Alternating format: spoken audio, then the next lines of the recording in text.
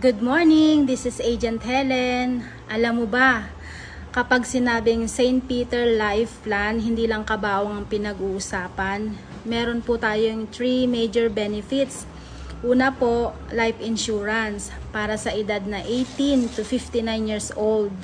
Insurance natin is up to 10 years with 1 year constability. Any cause of death after a year as long as active yung plan mo. Remaining balance hindi nababayaran ng family plus cash assistance. Number 2 po, accident insurance. So protected ka within paying period.